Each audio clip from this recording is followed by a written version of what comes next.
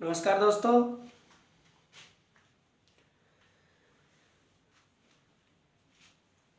तो भाई मैंने आपको कल के इससे पहले वाली वीडियो में कांग्रेस की पृष्ठभूमि बताई थी कि कांग्रेस की स्थापना या कांग्रेस की पृष्ठभूमि कैसे तैयार हुई थी। चलो पहले बताने से पहले मैं आपको ये बता दूं कि भाई जो मैं बोर्ड पे लिख के इस पे व्हाइट बोर्ड पे लिख के जो भी आपको देता हूँ, जैसे इससे पहले मैंने आपको भारत के प्रमुख मंदिर अपलोड किए हैं, तो जो भी मैं इस प्रकार की वीडियो यहाँ पे लिख के देता हूँ उसको लोग बहुत कम पसंद करते हैं, क्योंकि लिखने में थोड़ा दिक्कत होती है। वास्तव में मुझे भी ये अच्छा नहीं लगता, क्योंकि मैं जो माहिर हूँ वो लेक्चर क्लास में हूँ। मैं बिना कुछ लिखे लेक्चर क्लास देना मुझे अच्छा लगता है, बस ऐसे ही आपको समझाता रहे। ऐसे लिख के पढ़ाने में मुझे भी मज़ा नहीं आता, लेकिन मेरी कुछ मजबूरी है जिसकी वजह से वो मुझे लिख के सब कुछ आपको देना पड़ता है। तो जो मैं आपको लिख करके बताता हूँ कि ये मंदिर यहाँ पे है, ये यहाँ पे है, तो वो मेरी मजबूरी है। और जो लेक्चर क्लास है, जैसे भी हिस्ट्री पे कांग्रेस के अधिवेशन पे आज की लेक्चर क्लास है, तो लेक्चर क्लास करने में बहुत अच्छा लगता है। लेक्चर क्लास 2 घंटा 1 घंटा कभी तक भी चलती रहे, कोई दिक्कत नहीं है, मज़ा भी आता है लेक्चर क्लास को। आपको लेक्चर क्लास सुनने में और साथ के साथ अपनी नोटबुक में जो बढ़िया बढ़िया पॉइंट है नोट करने में और ज़्यादा मजा आएगा। मैं लेक्चर क्लास के लिए स्पेशल प्रसिद्ध हूँ भाई, मुझे लेक्चर क्लास करने में मज़ा आता है, बाकी ऐसे बोर्ड पे लिख के पढ़ाने में मुझे मज़ा नहीं आता है। तो भाई कुछ ऐसी क्लास हैं जो बोर्ड पे ही लिख के बतानी पड़ती हैं, इसीलिए उनको भी देखते रहे, वो भी एनटीपीसी के लिए ज़रूरी है। जो भी जिस पे भी लिखा रहा है स्पेशल एनटीपीसी, वो एनटीपीसी के लिए बहुत ही आवश्यक है। साथ ही जो और मेरी वीडियो को देख रहे हैं वो भाई हिस्ट्री तो सभी के लिए आवश्यक है, पर मैं स्पेशल एनटीपीसी से लिख रहा हूँ ताकि सब एनटीपीसी वाले उनको देख लें। ठीक है, तो आज की जो हमारी क्लास है ये होने वाली है कांग्रेस के प्रमुख अधिवेशनों पे। कांग्रेस के प्रमुख अधिवेशन,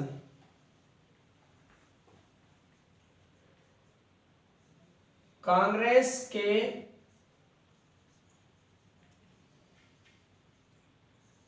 प्रमुख अधिवेशन।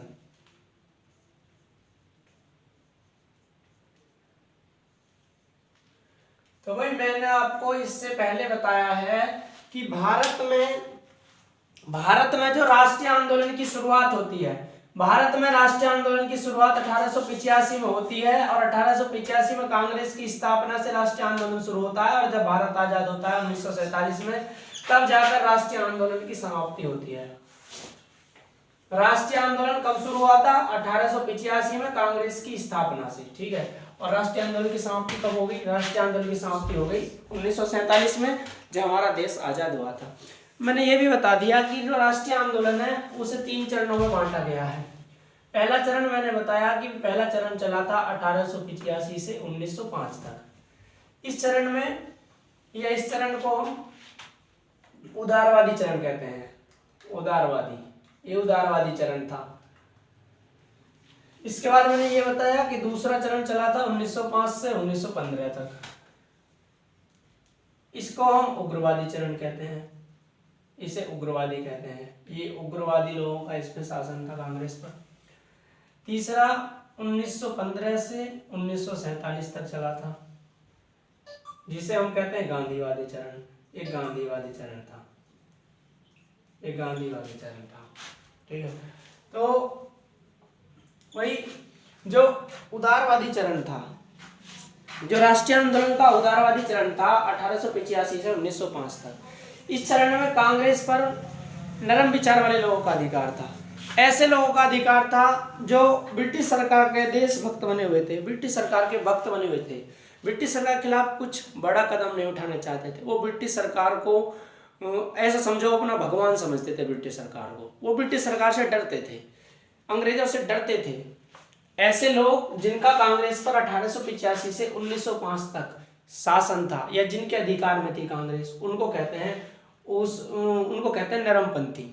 वो नरमपंथी थे, इसे उदारवादी चरण कहते हैं। उदारवादी चरण में कांग्रेस जिनकी मुट्ठी में थी वो नरमपंथी लोग थे, उनके विचार नरमपंथी थे। नरमपंथी कैसे कि भाई कि हम कांग्रेस के खिलाफ कोई विद्रोह नहीं करेंगे, कांग्रेस नहीं, उसके ब्रिटिश सरकार के खिलाफ हम कोई विद्रोह नहीं करेंगे, और ब्रिटिश सरकार को हम प्रार्थना पत्र देंगे, ब्रिटिश सरकार के खिलाफ हम कोई धरने पे नहीं बैठेंगे, आंदोलन नहीं करेंगे।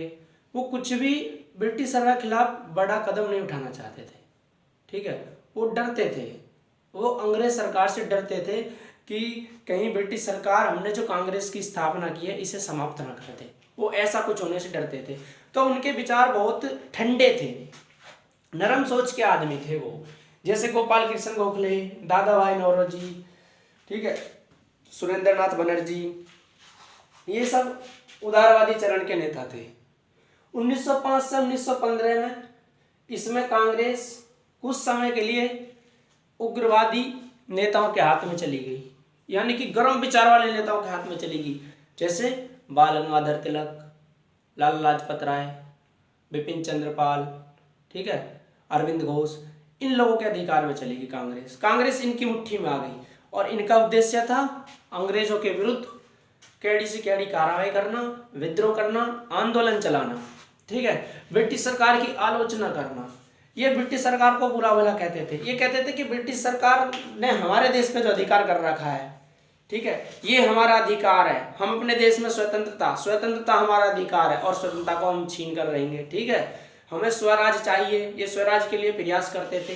ये डरते नहीं थे ब्रिटिश सरकार से, ऊपर वाले तो डरते थे, ये भक्त नहीं थे ब्रिटिश सरकार के, ये ब्रिटिश सरकार को अपनी दुश्मन मानते थे। जो गर्म विचार वाले नेता थे 1905 से 1915 तक, जिनका कांग्रेस पर अधिकार रहा था, ठीक है। इसके बाद 1915 से 1947 तक तीसरा चरण चला राष्ट्रीय आंदोलन का। इसमें कौन आ गए? इसमें हमारे महात्मा गांधी जो राष्ट्रीय पिता थे भारत के, वो इसमें प्रवेश कर गए, उन्होंने विशाल आंदोलन चलाए। तो हम राष्ट्रीय आंदोलन को पहले कांग्रेस को पढ़ लें, फिर हम कांग्रेस से आगे राष्ट्रीय आंदोलन की जितनी घटना आती जाएंगी प्रत्येक पर चर्चा करते जाएंगे लगातार। जैसे कांग्रेस के बाद हम बंगाल विभाजन पढ़ेंगे, बंगाल विभाजन के बाद कांग्रेस का सूरत विभाजन, जिसमें कुर्सियां फिक गई थी कांग्रेस के अधिवेशन में। फिर हम पढ़ेंगे लखनऊ समझौता पढ़ेंगे, फिर पढ़ेंगे रॉलेट एक्ट पढ़ेंगे, जलियांवाला बाग हत्याकांड पढ़ेंगे, ऐसे आंदोलन पढ़ेंगे, चौरी चौरा कांड पढ़ेंगे, ठीक है। ऐसे ही लगातार हम पढ़ते जाएंगे। नेहरू रिपोर्ट आएगी, फिर नमक कानून आएगा, गोलमेज सम्मेलन आएंगे, ठीक है। धीरे धीरे गांधी इरविन समझौता, इन सबको पढ़ते हुए चले जाएंगे हम, जब तक भारत आजाद होता है लगभग तब तक चले जाएंगे राष्ट्रीय आंदोलन को धीरे धीरे पढ़ते हुए। तो एनटीपीसी वाले कृपया भाई सही से ध्यान दें, इन पे राष्ट्रीय आंदोलन से सवाल आ रहे हैं एग्जाम में। तो वह शुरू करते हैं हम कांग्रेस के प्रमुख अधिवेशन। पहले मैं आपको बता दूं, कांग्रेस के प्रत्येक वर्ष दिसंबर के माह में अधिवेशन होते थे। कांग्रेस के प्रत्येक वर्ष दिसंबर के माह में अधिवेशन होते थे, और अधिवेशन ऐसे नहीं कि आज बैठक हुई, आज सुबह को बैठक हुई और शाम को समाप्त होगी। लगभग कम से कम 2-3 दिन अधिवेशन चलता था। जहां भी अधिवेशन होते थे कांग्रेस के, प्रत्येक वर्ष दिसंबर के महीने में अधिवेशन होता था कांग्रेस का। दिसंबर के महीने में बैठक बुलाई जाती थी कांग्रेस की, और 2-3 दिन तक बैठक चलती रहती थी, ठीक है। प्रत्येक वर्ष अधिवेशन होते थे। उन अधिवेशनों में क्या होता था? ब्रिटिश सरकार की आलोचना की जाती थी। आलोचना का अर्थ है ब्रिटिश सरकार का विरोध किया जाता था। जो अंग्रेज नीति बना रहे थे उनका अधिवेशनों में या अधिवेशनों के माध्यम से उनका विरोध किया जाता था, ठीक है। और कैसे सरकार को नीति बनानी चाहिए, कौन कौन से कदम उठाने चाहिए, ऐसे प्रस्ताव पास किए जाते थे अधिवेशन में। कांग्रेस के लोग कहते थे कि ब्रिटिश सरकार ऐसा कर रही है, ये गलत है, कैसा करना चाहिए, वो प्रस्ताव पास करके ब्रिटिश सरकार को बताते थे कि अंग्रेजों को ऐसे शासन करना चाहिए, ठीक है। तो जितने भी कांग्रेस के अधिवेशन है, प्रत्येक वर्ष अधिवेशन हुआ है। 1885 से लेकर 1947 तक कुछ ऐसे वर्ष हैं जिनमें अधिवेशन नहीं हुए थे। तो हम सारे अधिवेशन तो नहीं पढ़ेंगे हुई, ना ही हमें जरूरत है कि सारे अधिवेशन याद करें 85 से लेकर 1947 तक। जितने भी महत्वपूर्ण अधिवेशन हैं, जिस अधिवेशन में कोई विशेष घटना घटी है, हम उन अधिवेशन पे नजर डालेंगे। उन अधिवेशन का सबसे पहली बात तो अध्यक्ष कौन था और अधिवेशन कहाँ पे हुआ, ये ज्यादा से ज्यादा जरूरी है कि अधिवेशन का अध्यक्ष कौन था और अधिवेशन हुआ कहाँ पे, ठीक है। और जो उसकी विशेषता है वो लिख देंगे। तो शुरू करते हैं कांग्रेस के अधिवेशन। सबसे पहले यहाँ पे लिख लेंगे हम वर्ष, जिस वर्ष अधिवेशन हो रहा है। यहाँ पे लिख लेंगे हम कहाँ पे हुआ, स्थान कहाँ पे हुआ वो अधिवेशन। इसके बाद उसके अध्यक्ष कौन थे और विशेषता इनकी हम साथ के साथ बताते चलेंगे कि इसमें कुछ या क्या विशेष हुआ था, इस अधिवेशन में क्या विशेष हुआ था। तो वही सबसे पहले हम पहले वाले अधिवेशन से शुरू करते हैं। कांग्रेस का पहला अधिवेशन, जब कांग्रेस की स्थापना हुई थी, तो कांग्रेस का पहला अधिवेशन होता है 1885 में। कांग्रेस का प्रथम अधिवेशन होता है, प्रथम अधिवेशन कांग्रेस का हुआ 1885 में। इसके बाद स्थान कहाँ पे हुआ? कांग्रेस का पहला अधिवेशन हुआ था बंबई में, जिसे आप वर्तमान में मुंबई कहते हो। कांग्रेस का पहला अधिवेशन बंबई में हुआ। अध्यक्ष कौन थे? अध्यक्ष थे इसके WC बनर्जी। WC बनर्जी। कांग्रेस का पहला अधिवेशन कहाँ पे हुआ? बंबई में 1885 में। अध्यक्ष कौन थे? WC बनर्जी इसके अध्यक्ष थे। कोई बात नहीं। अब इस अधिवेशन के में विशेष क्या था? पहला विशेष, इस अधिवेशन में 72 सदस्यों ने भाग लिया था। इस अधिवेशन में 72 सदस्यों ने भाग लिया था। 72 सदस्य इस अधिवेशन में शामिल हुए थे। सवाल बन सकता है कांग्रेस के प्रथम अधिवेशन में कुल कितने सदस्यों ने भाग लिया? 72 सदस्यों ने भाग लिया। WC बनर्जी, व्योमेश चंद्र बनर्जी ने इसकी अध्यक्षता की थी। ठीक है, कोई बात नहीं।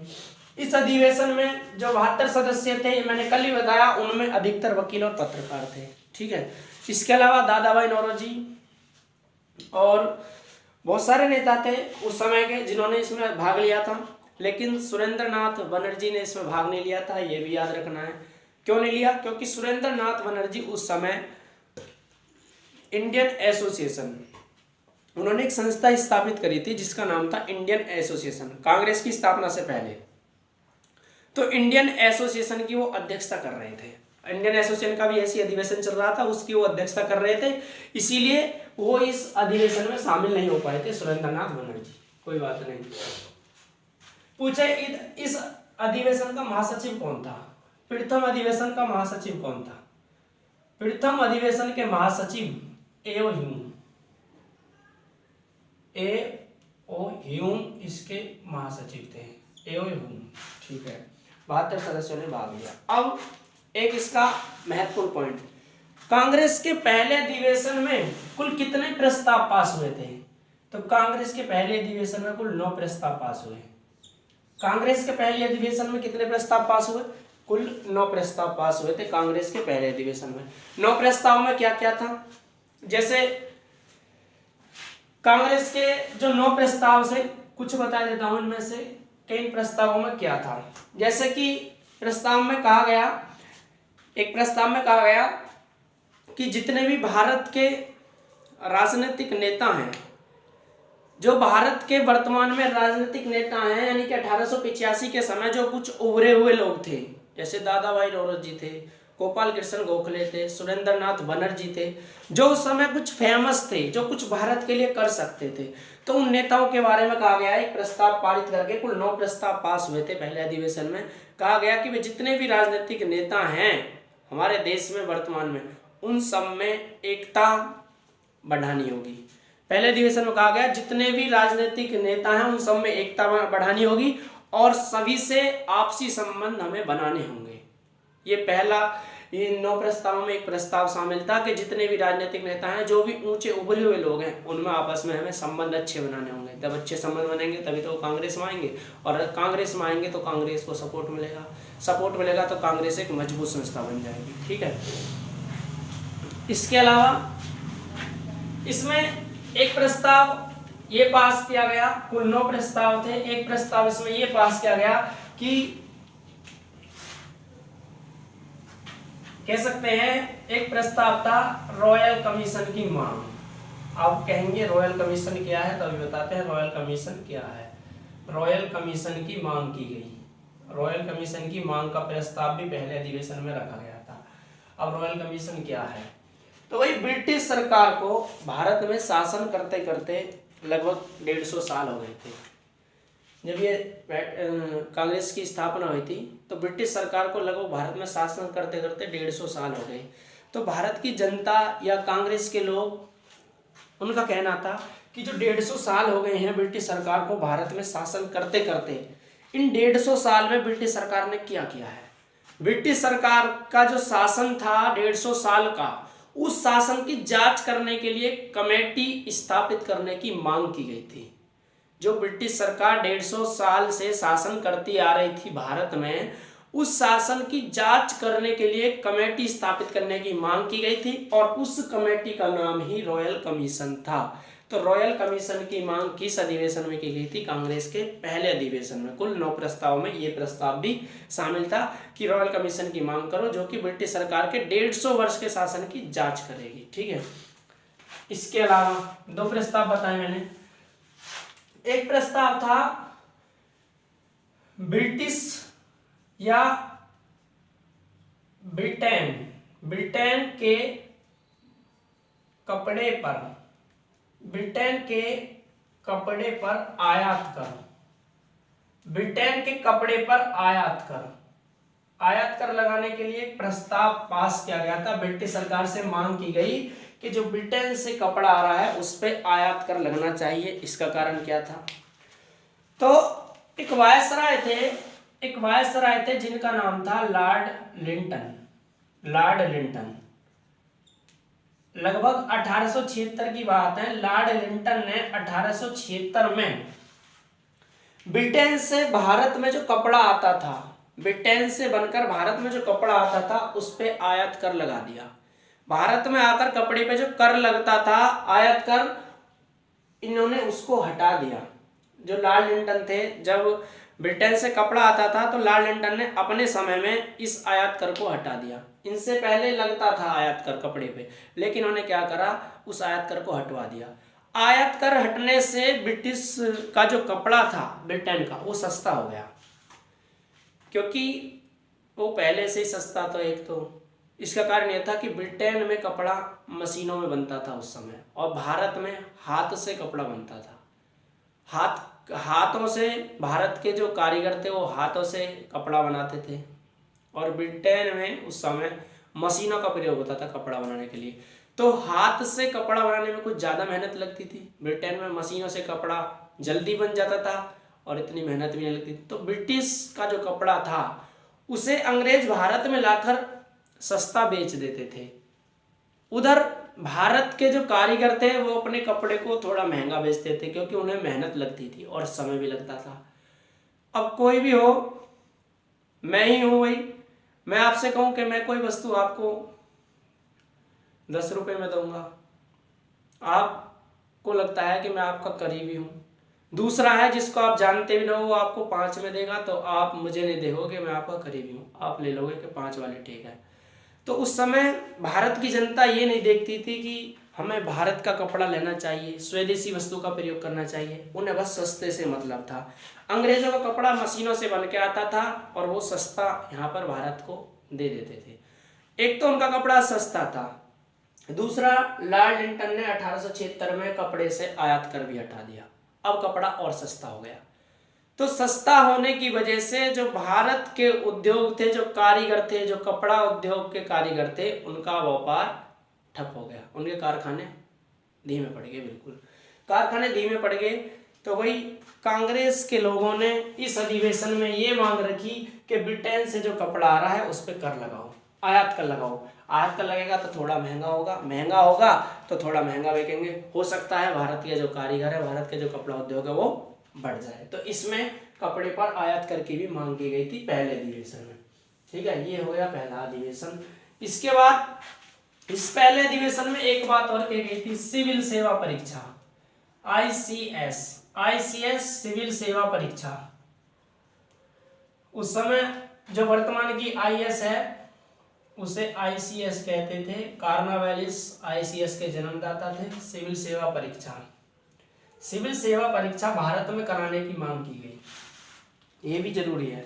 कांग्रेस के पहले अधिवेशन में आईसीएस की परीक्षा भारत में कराने की मांग की गई। भाई भारत में जो मांग की गई थी वो यहाँ पे की गई एक तो 1885 में, आगे भी समय समय पे मांग की जाएगी, लेकिन परीक्षा भारत में होनी शुरू हुई थी 1923 में। मांग की गई पहले अधिवेशन में और परीक्षा भारत में शुरू होनी हुई 1923 में। 1923 से पहले आईसीएस की परीक्षा देने के लिए ब्रिटेन जाना पड़ता था, और उस समय इतना लोगों के पास पैसा नहीं था कि वो ब्रिटेन जाकर आईसीएस की परीक्षा में बैठे। तो जो जमींदार थे बड़े बड़े, जिनके पास पैसा था, जो अंग्रेजों से ताल्लुक़ रखते थे, उनके बच्चे ही ब्रिटेन जाकर इस परीक्षा को देते थे। तो कांग्रेस के लोगों ने ये मांग करी ब्रिटिश सरकार के, जो आईसीएस की परीक्षा है ना वो भारत में होनी चाहिए, ताकि भारत के लोगों को ब्रिटेन न जाना पड़े और एक किसान का बेटा या फिर एक आम व्यक्ति, आम नागरिक आईसीएस की परीक्षा में बैठ जाए। क्योंकि ब्रिटेन जाने के पास ना उसके पास पैसा होंगे परीक्षा के लिए और ना वो परीक्षा देने जाएगा, इसलिए इसको भारत में कराओ। तो ये भारत में 1923 में होनी शुरू हुई थी। ये सब मांगे, ऐसे 9 प्रस्ताव थे पहले अधिवेशन में। तो कुल 9 प्रस्ताव पास किए गए। कुछ प्रस्ताव मैंने उनमें से आपको बता दिए हैं, यही बस याद रखने हैं। एक और प्रस्ताव था इसमें, एक प्रस्ताव और जरूरी है। एक प्रस्ताव ये किया गया कि जो कांग्रेस का दूसरा अधिवेशन होगा 1886 में, दूसरा अधिवेशन होगा जो 1886 में, वो कहाँ पे होगा? 1886 में जो कांग्रेस का दूसरा अधिवेशन होगा वो कलकत्ता में होगा। ये बात भी इसी में कह दी गई कि ये अधिवेशन होगा कलकत्ता में, जिसे वर्तमान में आप कोलकाता कहते हो। दूसरा अधिवेशन कलकत्ता में होगा। जब कांग्रेस का पहला अधिवेशन चल रहा था तो उसमें ही यह प्रस्ताव पास कर दिया गया कि आगे जो अधिवेशन होगा वो कलकत्ता में होगा 1886 में। ठीक है, ऐसे प्रत्येक अधिवेशन में ही पास कर दिया गया जाता था प्रस्ताव। एक प्रस्ताव पास होता था कि भाई मान लो 86 में होगा तो 86 में एक प्रस्ताव पास किया जाएगा कि 87 में अगला माह होगा, 87 में होगा तो फिर 88 का अगला माह होगा। ऐसे ही अगले अधिवेशन के लिए प्रस्ताव उससे पहले अधिवेशन में ही पास कर दिया जाता था कि अधिवेशन कहाँ होगा। तो ये भाई आपका पहला अधिवेशन क्लियर हो गया। पहला अधिवेशन कहाँ हुआ, कौन इसके अध्यक्ष थे। अब हम चलते हैं दूसरे अधिवेशन पर, कांग्रेस का दूसरा अधिवेशन। दूसरा अधिवेशन 1886 में, ठीक है, ये होता है कलकत्ता में। कलकत्ता में इसका दूसरा अधिवेशन होता है 1886 में कांग्रेस का। इस अधिवेशन के अध्यक्ष बनते हैं दादा भाई नौरोजी। दादा भाई नौरोजी इसके अध्यक्ष बनते हैं। यहां से सवाल आता है कि कांग्रेस के प्रथम पारसी अध्यक्ष कौन थे। तो दादा भाई नौरोजी कांग्रेस के प्रथम पारसी अध्यक्ष थे। प्रथम पारसी अध्यक्ष कौन थे? प्रथम पारसी अध्यक्ष दादा भाई नौरोजी थे। ये कांग्रेस के प्रथम पारसी अध्यक्ष थे। अब इस दूसरे अधिवेशन की क्या विशेषता है, इससे क्या सवाल बन सकता है? सबसे पहली बात, इंडियन एसोसिएशन, यानी कि जो सुरेंद्रनाथ बनर्जी थे, सुरेंद्रनाथ बनर्जी, जो सुरेंद्रनाथ बनर्जी थे, सुरेंद्रनाथ बनर्जी, उनकी एक संस्था थी इंडियन एसोसिएशन, जिसकी स्थापना कांग्रेस से पहले लगभग मेरे अनुमान से 1883 में हुई थी शायद। इंडियन एसोसिएशन, एसोसिएशन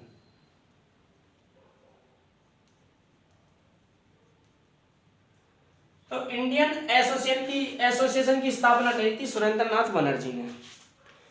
तो सुरेंद्रनाथ बनर्जी पहले अधिवेशन में भाग नहीं ले पाए थे क्योंकि इसका भी उस समय अधिवेशन चल रहा था कलकत्ता में। इस दूसरे अधिवेशन में इन्होंने भाग लिया था इसके साथ, अपनी संस्था के साथ। इसमें बंगाल के पढ़े लिखे लोग इसमें शामिल थे, जो युवक थे वो इसमें शामिल थे इंडियन एसोसिएशन में। तो ये इस अधिवेशन में शामिल हुए 1886 में। तो इंडियन एसोसिएशन जो संस्था स्वतंत्र रूप से कार्य कर रही थी इससे पहले, इसका 1886 के कलकत्ता अधिवेशन में इसमें मिला दिया गया, यानी कि ये कांग्रेस में मिला ली गई, ये कांग्रेस में मिल गई। तो ये सवाल पूछा जाता है, इंडियन एसोसिएशन का कांग्रेस में विलय किस अधिवेशन में किया गया? 1886 के कलकत्ता अधिवेशन में। ठीक है, किसने स्थापित करा था इसको? सुरेंद्रनाथ बनर्जी ने। जब 1886 में कलकत्ता में अधिवेशन होना था कांग्रेस का दूसरा, तो वही जो ए.ओ. ह्यूम थे उन्हें अधिवेशन की तैयारी करनी थी, कलकत्ता पहुंचना था। वही अधिवेशन शुरू होने से पहले अधिवेशन की तैयारी करनी थी, उन्हें कलकत्ता पहुंचना था। तो जब वो कलकत्ता पहुंचते हैं तो उन्होंने वहां जाकर महसूस किया कि सुरेंद्रनाथ बनर्जी अभी तक हमारी कांग्रेस में शामिल क्यों नहीं हुए। जिस कांग्रेस की हमने स्थापना करी है 1 वर्ष पहले, अभी सुरेंद्रनाथ बनर्जी अपनी संस्था इंडियन एसोसिएशन के साथ इसमें शामिल नहीं हुए हैं, क्या कारण है? और वो सोचने लगे यदि ये शामिल नहीं हुए तो बंगाल के जो पढ़े लिखे लोग हैं, जो युवक हैं, जो युवा हैं, वो हमारी कांग्रेस में शामिल नहीं होंगे। और युवाओं के बिना कांग्रेस में चिंगारी नहीं आ सकती। इसीलिए उन्होंने सोचा कि भाई हो सकता है सुरेंद्रनाथ बनर्जी नाराज हों, तो ये बंगाल में सुरेंद्रनाथ बनर्जी से जाकर मिले एओह्यूम, और इन्होंने कहा कि रिक्वेस्ट करी कि आप अपनी इंडियन एसोसिएशन संस्था के साथ हमारी राष्ट्रीय कांग्रेस में शामिल हो जाइए। तो सुरेंद्रनाथ बनर्जी एओह्यूम की बात मान गए, जिसके बाद 1886 में जब कलकत्ता में अधिवेशन हुआ कांग्रेस का दूसरा, तो उसमें सुरेंद्रनाथ बनर्जी अपने इंडियन एसोसिएशन की संस्था के साथ इसमें शामिल हो गए। तो यही सवाल बनेगा कि इंडियन एसोसिएशन कब शामिल किया गया? 1886 में। और अध्यक्ष कौन थे इस अधिवेशन के? दादाभाई नौरोजी, जो कि प्रथम पारसी अध्यक्ष थे कांग्रेस के प्रथम पारसी अध्यक्ष दादाभाई नौरोजी थे। इसके बाद आता है कांग्रेस का तीसरा अधिवेशन। अब आगे तीसरा, इसके बाद लिखने की जरूरत नहीं है कि कौन सा है, बस इस वर्ष लिखने हैं, जो कि होता है 1887 में। 1887 में ये कहाँ पे होता है? कांग्रेस का जो तीसरा अधिवेशन होता है वो होता है मद्रास में। मद्रास, जिसको वर्तमान में आप चेन्नई बोलते हो, ये चेन्नई का पुराना नाम है, मद्रास 1992 में बदला गया है ये। तो मद्रास में 1887 में कांग्रेस का अधिवेशन हुआ, जिसके अध्यक्षता कौन किसने करी थी? बदरुद्दीन तैयबजी ने। बदरुद्दीन तैयबजी, ये बहुत ही जरूरी और इम्पोर्टेंट अध्यक्ष है, ये पूछा जाता है। बदरुद्दीन तैयबजी ये प्रथम मुस्लिम अध्यक्ष थे कांग्रेस के। ये पूछा जाता है कांग्रेस के प्रथम मुस्लिम अध्यक्ष कौन थे? तो कांग्रेस के प्रथम मुस्लिम अध्यक्ष थे भाई बदरुद्दीन तैयबजी। किस अधिवेशन में बने? 1887 के मद्रास अधिवेशन में बदरुद्दीन तैयबजी ने कांग्रेस की अध्यक्षता करी। कांग्रेस के प्रथम मुस्लिम अध्यक्ष बदरुद्दीन तैयबजी, कांग्रेस के प्रथम पारसी अध्यक्ष कौन थे? तो कांग्रेस के प्रथम पारसी अध्यक्ष थे दादाभाई नौरोजी। इस अधिवेशन में जो 1887 में हुआ, कुल 607 सदस्यों ने भाग लिया था। 607 सदस्य इसमें उपस्थित हुए थे। 87 में हुआ था, इसमें 1887 में मद्रास में हुआ था। कांग्रेस का तीसरा अधिवेशन था। इस अधिवेशन में क्या हुआ? जो अंग्रेज थे, अंग्रेज जब कांग्रेस की स्थापना हो गई तो अंग्रेज सोचने लगे कि कांग्रेस कहीं भारतीय जनता को अपने साथ मिलाकर कोई बड़ा कुछ आंदोलन खड़ा ना कर दे, कहीं ऐसा ना हो कि हमसे देश की जो स्वतंत्रता है उसको छीन ले या फिर आज़ादी प्राप्त कर ले। मतलब अंग्रेजों को थोड़ा भय हो गया था कांग्रेस की स्थापना के बाद। तो अंग्रेजों ने सोचा यदि कांग्रेस को कमजोर करना है, कांग्रेस को तोड़ना है अभी से, अभी कांग्रेस की सिर्फ नींव रखी गई है, अभी कांग्रेस कोई ज़्यादा बड़ी संस्था नहीं बनी है, तो यदि उसे तोड़ना है तो हम हिंदू मुस्लिमों में आपस में झगड़ा कर देते हैं, हिंदू मुस्लिमों में हम घृणा पैदा कर देते हैं। तो हिंदू मुस्लिमों में घृणा पैदा करने के लिए उन्होंने एक नेता का समर्थन किया, और वो जो नेता थे उनका नाम था सर सैयद अहमद खां। मुस्लिम के एक नेता थे सर सैयद अहमद खां। तो सर सैयद अहमद ने अंग्रेजों से मान लो एक संधि कर ली, एक समझौता कर लिया। समझौता कैसे? अंग्रेजों से सर सैयद अहमद खान ने कहा कि हमें कुछ प्रांत दे दो और हम तुम्हारा साथ देंगे, सभी मुसलमान। तो अंग्रेज उनकी बात स्वीकार कर ली अंग्रेजों ने, और अंग्रेजों ने जब उनकी बात स्वीकार कर ली तो सर सैयद अहमद खान ने मुसलमानों से कहा कि कांग्रेस में शामिल मत हो, कांग्रेस में शामिल मत हो, ये एक हिंदुओं की संस्था है। सबने कांग्रेस का विरोध किया। अंबेडकर जी ने कहा था कि कांग्रेस में शामिल मत हो, ये तो ऊंचे वर्गों की संस्था है, और इन्होंने कहा कि कांग्रेस में शामिल मत हो, ये तो हिंदुओं की संस्था है। तो इन्होंने मुसलमानों को कांग्रेस में शामिल होने से मना करा कि तुम कांग्रेस में मत जाओ, कांग्रेस में शामिल मत हो। कब? 1887 में जब अधिवेशन चल रहा था, और अधिवेशन की अध्यक्षता कौन कर रहे थे? एक मुस्लिम ही थे, बदरुद्दीन तैयबजी। इन्होंने कहा कि आप कांग्रेस में शामिल हो, ये कह रहे थे कांग्रेस में शामिल मत हो, ये कह रहे थे बदरुद्दीन तैयबजी आप कांग्रेस में शामिल हो। और बदरुद्दीन तैयबजी ने मुस्लिमों को कांग्रेस में शामिल करने के लिए एक नारा भी दिया था, कांग्रेसी बनो। कांग्रेसी बनो का नारा भी इसी समय दिया था। इन्होंने कहा मुसलमानों से कांग्रेसी बनो इस अधिवेशन के दौरान। और सर सैयद अहमद खां कह रहे थे कि आप कांग्रेस में शामिल मत लो मुसलमानों से, ये तो हिंदुओं का संगठन है, हिंदुओं की संस्था है, स्वतंत्रता लेने के उद्देश्य से स्थापित की गई है, स्वतंत्र हो जाएंगे तुम्हारे हित की कोई रक्षा नहीं होगी, ये इनका मानना था। ये पहले से 1857 की क्रांति से विरोध करते आ रहे थे सर सैयद अहमद खां। चलो इससे आगे 88 में कांग्रेस का अधिवेशन होता है फिर, जो कि कांग्रेस का चौथा अधिवेशन था। ये कहाँ पे होता है? ये होता है इलाहाबाद में, इलाहाबाद में होता है ये। इसके अध्यक्ष बनते हैं जॉर्ज यूले। जॉर्ज यूले इसके अध्यक्ष थे, जॉर्ज यूले। अब यहाँ पे क्या सवाल आता है? कांग्रेस के प्रथम अंग्रेज अध्यक्ष, ये प्रथम अंग्रेज अध्यक्ष थे कांग्रेस के प्रथम अंग्रेज अध्यक्ष कौन थे? George Yule. किस अधिवेशन बने? इलाहाबाद अधिवेशन में।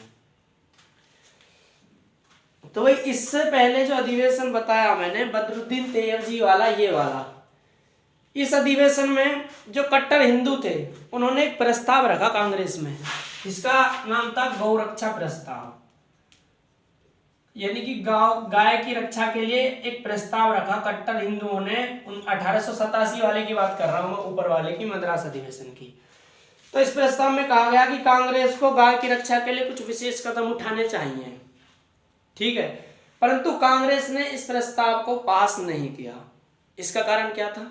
जब कांग्रेस की स्थापना हुई थी 1885 में, तो उन 9 प्रस्तावों में एक प्रस्ताव ये भी था कि जो भारतीय जनता है वो कोई भी कांग्रेस में ऐसा प्रस्ताव नहीं लाएगी जिससे कांग्रेस कमजोर पड़ जाए, कोई भी ऐसा प्रस्ताव नहीं लाएगी जो धर्म से जुड़ा हुआ हो, यानी कि धार्मिक मामला कांग्रेस में नहीं आना चाहिए। ये बात कांग्रेस की स्थापना के समय कही गई थी, लेकिन फिर भी कट्टर हिंदुओं ने गोरक्षा का प्रस्ताव कांग्रेस के सामने ला दिया 1887 के अधिवेशन में, लेकिन कांग्रेस ने उसे पास नहीं किया। क्यों नहीं किया?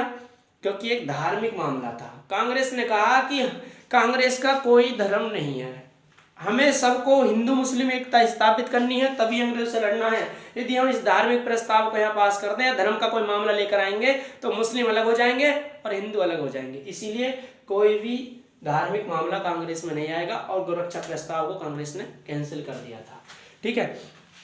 तो जब जो 1887 का अधिवेशन चल रहा था, इस अधिवेशन में ही पहली बार अंग्रेजों की आलोचना की गई थी। 1887 की बात हो रही है, इसकी नहीं हो रही है अभी, जो मद्रास की है। 1887 के मद्रास अधिवेशन में अंग्रेजों की पहली बार आलोचना हुई। आलोचना का अर्थ है बुरा भला कहा गया, उनका विरोध किया गया अंग्रेजों का, और सड़कों पर लोग समाचार पत्र और पुस्तिकाओं को वितरित करने लगे थे। जब 1887 में अधिवेशन चल रहा था मद्रास में, तो उस समय अंग्रेजों के खिलाफ विरोध प्रदर्शन करने के लिए लोग सड़कों पर उतर आए थे। इससे क्या हुआ? जो भारत के वायसराय थे लॉर्ड डफरिन, जो भारत के वायसराय थे लॉर्ड डफरिन, कांग्रेस की स्थापना के समय भारत के वायसराय थे लॉर्ड डफरिन। और ये भी पूछा जाता है कि कांग्रेस किसके दिमाग की उपज थी? Lord Dufferin. तो लॉर्ड डफरिन इस बात से नाराज हो गए कि भाई कांग्रेस तो हमारे हाथों से निकल गई। जब अधिवेशन मद्रास में हो रहा तो लोगों ने अंग्रेजों के खिलाफ पुस्तकें छाप दी, समाचार पत्र छाप दिए। इस बात से लॉर्ड डफरिन नाराज हो गए, भारत के वायसराय थे, कि अंग्रेज ये कहने लगे कि कांग्रेस तो हमारे हाथ से निकल गई। और इन्होंने जब तो इतना ही कह दिया कांग्रेस हमारे हाथों से निकल गई, और जब इलाहाबाद अधिवेशन हुआ 1888 में, तो इन्होंने एक बात और कही गई, और ये वही जो इन्होंने कहा था कि 2018 यूपीपीसीएस में पूछा गया था। इन्होंने कहा था 1888 के इलाहाबाद अधिवेशन में कि कांग्रेस कुछ अल्पसंख्यक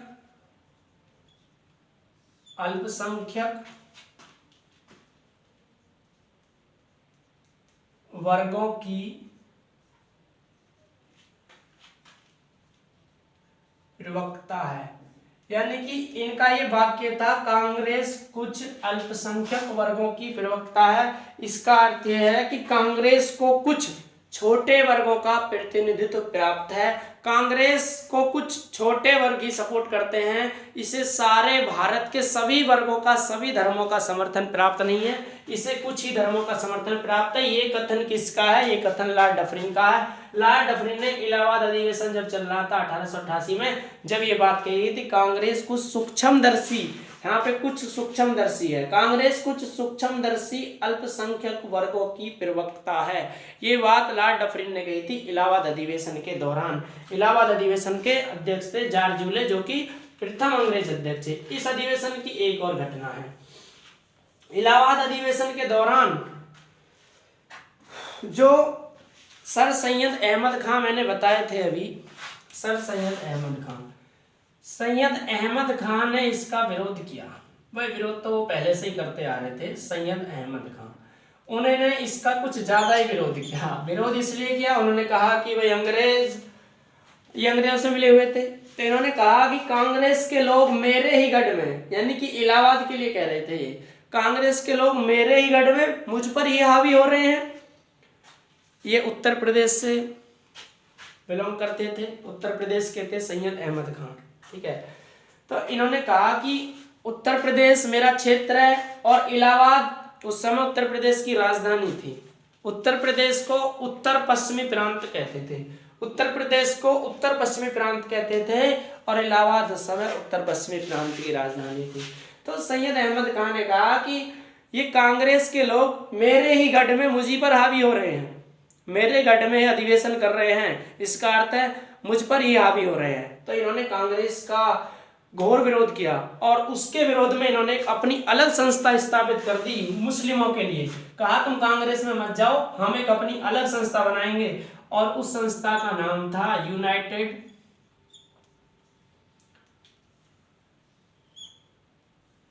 United Patriotic Association.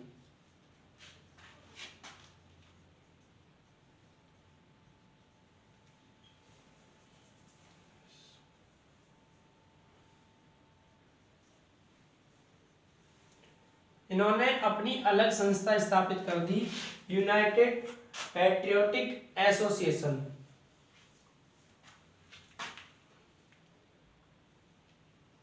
United Patriotic Association की स्थापना कब हुई? 1888 में। किसने करी इसकी स्थापना? इसकी स्थापना करी थी सैयद अहमद खान ने, कांग्रेस के विरोध में इलाहाबाद अधिवेशन के दौरान। कोई बात नहीं। इस अधिवेशन की एक और घटना है। इस अधिवेशन में पहली बार लाला लाजपत राय जैसे उग्र नेता ने कांग्रेस में भाग लिया था। लाला लाजपत राय, मैंने बताया लाला लाजपत राय कैसे नेता थे? उग्र विचार वाले। लाला लाजपत राय उग्रवादी नेता ने पहली बार भाग लिया था इसमें, कांग्रेस में, इलाहाबाद अधिवेशन के दौरान, और इन्होंने हिंदी में भाषण दिए, हिंदी में कांग्रेस को संबोधित किया था।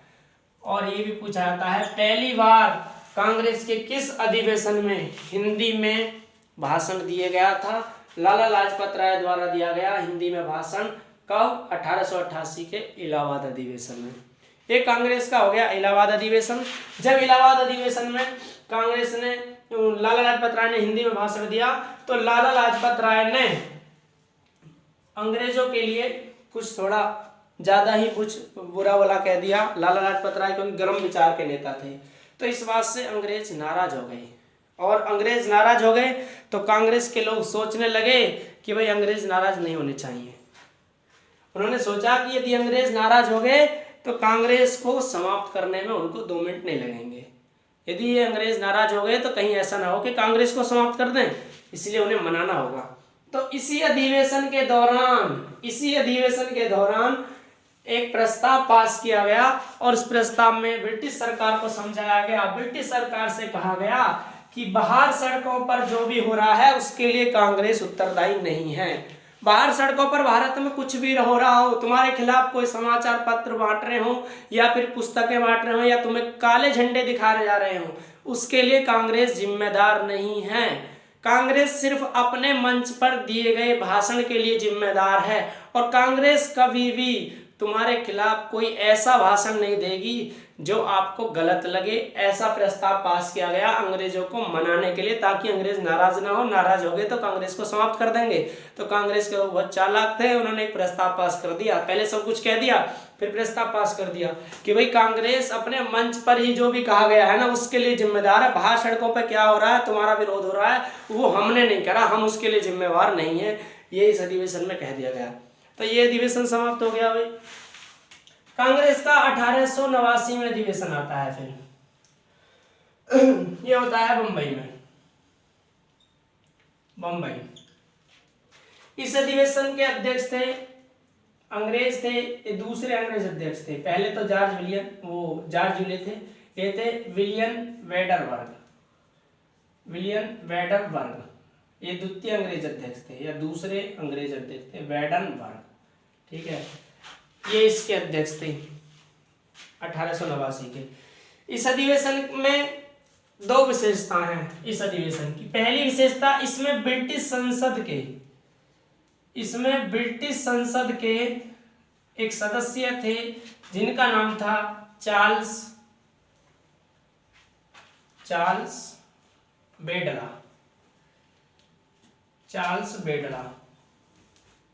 एक कांग्रेस में भाग लेने के लिए भारत आए थे।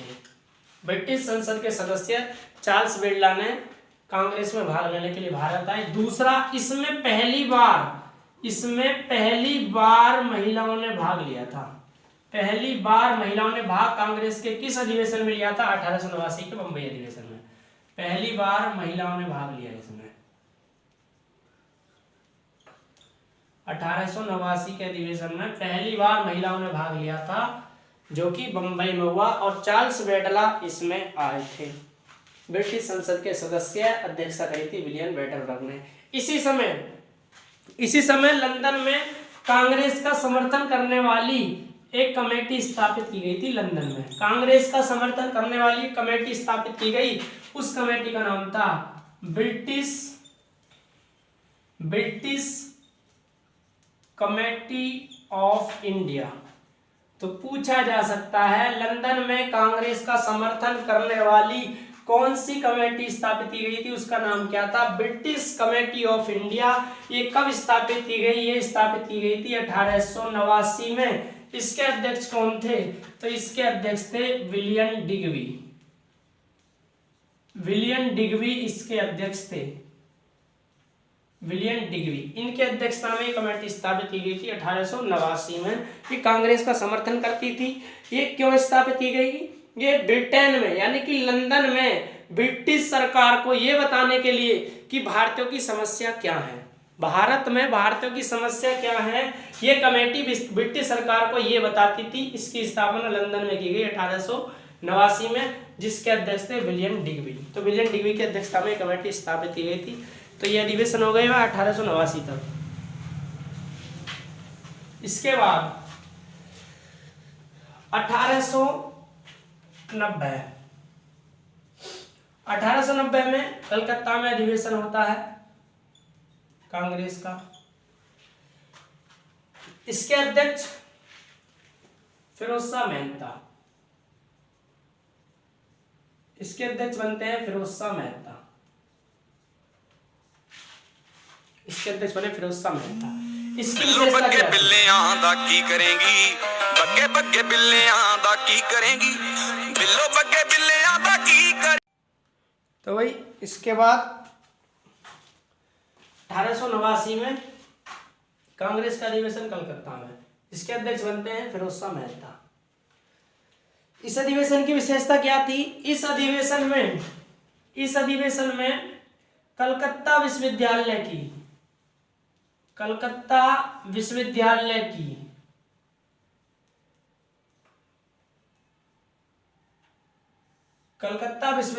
की पहली स्नातक महिला यानी कि ग्रेजुएट, पहली स्नातक महिला जिसका नाम था कदम्बनी गांगुली। इसने कांग्रेस के सदस्यों को संबोधित किया, या कह सकते हैं इसने भाषण दिया। कदम्बिनी गांगुली ने पहली बार कलकत्ता विश्वविद्यालय की पहली स्नातक महिला कदम्बिनी गांगुली ने कांग्रेस के लोगों को संबोधित किया था इस अधिवेशन के दौरान, जो कि 1890 में हुआ था। इसके बाद 1891 कुछ यहां तक लगातार है, बाकी फिर जो जरूरी है उन्हें बताएंगे। ये भी कुछ जरूरी है इसलिए लगातार बताने पड़ रहे हैं। 1891 में कांग्रेस का जो अधिवेशन होता है वो होता है नागपुर में, नागपुर। इस अधिवेशन के जो अध्यक्ष थे उनका नाम था आनंद चार्लू, आनंद चार्लू, ये इसके अध्यक्ष थे। तो इन्होंने अध्यक्षता करते हुए, इसकी विशेषता यह है, आनंद चार्लू ने कांग्रेस की 1891 के अधिवेशन की अध्यक्षता करते हुए कांग्रेस को राष्ट्रीयता नाम दिया। राष्ट्रीयता, सवाल आता है कांग्रेस को राष्ट्रीयता नाम किसने दिया था? आनंद चार्लू ने। किस अधिवेशन के दौरान? 1891 के नागपुर अधिवेशन के दौरान इन्होंने इस अधिवेशन में कहा, अध्यक्षता करते हुए, कि कांग्रेस का दूसरा नाम राष्ट्रीयता है। कांग्रेस का दूसरा नाम राष्ट्रीयता का घोषित किया गया था 1891 में नागपुर अधिवेशन में। किसने घोषित किया था? आनंद चार्लू ने। ये नागपुर अधिवेशन हो गया। इसके बाद आता है, चलो 92 का जरूरी नहीं है, 93 लेते हैं। 1893 का लाहौर अधिवेशन, लाहौर में हुआ 1893 में। इसकी अध्यक्षता करते हैं दादाभाई नौरोजी। दादाभाई नौरोजी इसकी अध्यक्षता करते हैं। इस अधिवेशन में दादाभाई नौरोजी ने सिविल सेवा परीक्षा फिर से मांग की जा रही है, सिविल सेवा परीक्षा की। सिविल सेवा परीक्षा भारत में कराने की मांग की गई दादाभाई नौरोजी द्वारा। ये पहले मैंने बताया, पहले अधिवेशन में भी की गई थी। आईसीएस की परीक्षा भारत में होनी चाहिए, ये मांग की थी इसमें दादाभाई नौरोजी ने। लेकिन होनी कब शुरू होती है? 1923 में। ये मैंने पहले अधिवेशन में बताया, पहले अधिवेशन में भी ये मांग की गई थी। इस मांग को फिर से दोहराया गया। दादाभाई नौरोजी ने कहा, भाई सिविल सेवा परीक्षा भारत में कराओ। ब्रिटिश सरकार से ये मांग की गई, या ये प्रस्ताव इसमें पारित किया गया। जो विशेष है वो ये बताया जा रहा है, ठीक है। 1893 का हो जाता है लाहौर अधिवेशन, दादाभाई नौरोजी ने इसकी अध्यक्षता कर दी है। इसके बाद 1896, 95, 94 छोड़ दिए हैं। 1896, ऐसा नहीं है कि अधिवेशन हुए नहीं, अधिवेशन प्रत्येक वर्ष चल रहे थे, लेकिन हम उन्हें पढ़ रहे हैं जो जरूरी है। 96 में अधिवेशन होता है कलकत्ता में, कलकत्ता में। इसके अध्यक्ष थे रहीमतुल्लाह साइनी, रहीमतुल्लाह सयानी। इसमें क्या हुआ? इस अधिवेशन में कांग्रेस के द्वारा पहली बार बंकिम चंद्र चटर्जी द्वारा रचित, बंकिम चंद्र चटर्जी द्वारा रचित वंदे मातरम गाया गया। वंदे मातरम। अब सवाल आता है, वंदे मातरम राष्ट्रीय गान में वो कांग्रेस में पहली बार कब गाया गया? 1896 के कलकत्ता अधिवेशन में।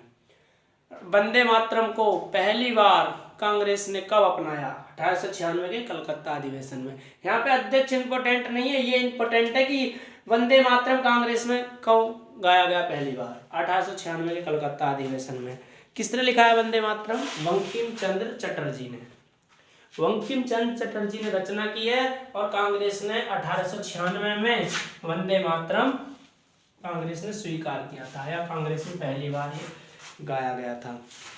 इसके बाद हम आ जाते हैं आगे 1905 का अधिवेशन। 1905 का अधिवेशन होता है बनारस में। बनारस, जिसे आप वर्तमान में वाराणसी कहते हो, उत्तर प्रदेश में। यहाँ पे इसके अध्यक्ष इंपोर्टेंट है, आगे इसकी जरूरत पड़ेगी। गोपाल कृष्ण गोखले, गोपाल कृष्ण गोखले इसके अध्यक्ष थे। तो बस इसमें यहाँ पे आपको अध्यक्ष जरूर याद करना है। ये अधिवेशन में अध्यक्ष पूछाता है। ये प्रसिद्ध अधिवेशन है। प्रसिद्ध क्यों है? जैसे अब आप आगे सूरत अधिवेशन पढ़ोगे, जब सूरत अधिवेशन पर विस्तार से चर्चा चलेगी तब अपने आप पता चल जाएगा कि प्रसिद्ध क्यों था। ठीक है। तो 1905 का अधिवेशन बनारस में हुआ। गोपाल कृष्ण गोखले इसके अध्यक्ष रहे। 1906 का अधिवेशन होता है कलकत्ता में। इस अधिवेशन की अध्यक्षता करते हैं Dadabhai Naoroji, great old man of India कहा जाता है दादाभाई नौरोजी को। दादाभाई नौरोजी इसकी अध्यक्षता करते हैं। दादाभाई नौरोजी ने अध्यक्षता करते हुए इस अधिवेशन में पहली बार स्वैरा शब्द का प्रयोग किया। पहली बार स्वैरा शब्द का प्रयोग किसके द्वारा किया गया, क्यों किया गया, ये अपने आप समझ में आ जाएगा। बस लगातार क्लास देखते रहिए। स्वैरा शब्द का प्रयोग पहली बार किसने किया? दादाभाई नौरोजी ने। किस अधिवेशन में? 1906 के कलकत्ता अधिवेशन में। ठीक है। इसमें इतना जरूरी है, कलकत्ता अधिवेशन में पहली बार स्वैरा शब्द का प्रयोग किया गया था कांग्रेस के मंच से दादाभाई नौरोजी द्वारा। ये हो गया 1906 का अधिवेशन। 2 अधिवेशन और देख लेते हैं, फिर आगे वाली वीडियो में करेंगे। वीडियो फिर ज्यादा बड़ा हो जाएगा। 1907 में कांग्रेस का अधिवेशन होता है गुजरात के सूरत में। गुजरात के सूरत में कांग्रेस का अधिवेशन होता है 1907 में। और इसकी अध्यक्षता जो करते हैं वो थे रास बिहारी घोष। रास बिहारी घोष इसके अध्यक्ष थे रास बिहारी घोष। ये बहुत जरूरी है। इस पे पूरी एक क्लास चलेगी। इस सूरत अधिवेशन पे पूरी अपनी अलग क्लास है। इसकी विस्तार में उसमें बात करेंगे, लेकिन बस यहाँ पे इतना याद रख लो कि इस अधिवेशन में कांग्रेस का विभाजन हुआ। कांग्रेस का प्रथम विभाजन हुआ था। इसमें सूरत अधिवेशन में कांग्रेस का प्रथम विभाजन, अर्थात कांग्रेस गरम व नरम दल में विभाजित होगी। कांग्रेस का विभाजन गरम नरम दल के रूप में। मैं आपको बता रहा था कि कांग्रेस में 2 विचारधारा के लोग थे। कांग्रेस की एक विचारधारा उग्रवादी, एक विचारधारा उदारवादी, नरमपंथी और गरमपंथी।